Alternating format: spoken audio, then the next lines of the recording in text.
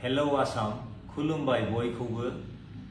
इन्डियानि champions Hyderabad एफसिआ next big talent नागिरनानै फैगासिनो दङ जोंनि स्टेटआव।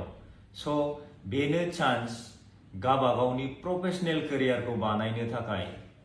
थ' HFCनि ट्रायल्सआ जागोन बे मान्थनि 20 तारिख 20 जुनाव जोंनि क'क्राझाराव।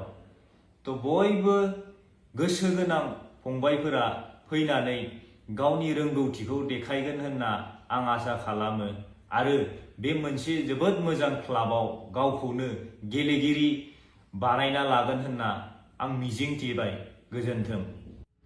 हेलौ आसाम खुलुमबाय बयखौबो। इन्डियानि चेम्पियन्स हायद्राबाद एफसिआ नेक्स्ट बिग टेलेन्ट नागिरनानै फैगासिनो दङ जोंनि स्टेटआव। स' बेनो चान्स गावबागावनि प्रफेशनेल केरियारखौ बानायनो थाखाय।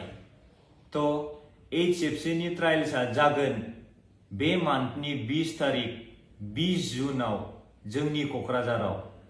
थ' बयबो गोसो गोनां फंबायफोरा फैनानै गावनि रोंगौथिखौ देखायगोन होनना आं आसा खालामो आरो बे मोनसे जोबोद मोजां क्लाबाव गावखौनो गेलेगिरि बानायना लागोन होनना आं मिजिंथिबाय।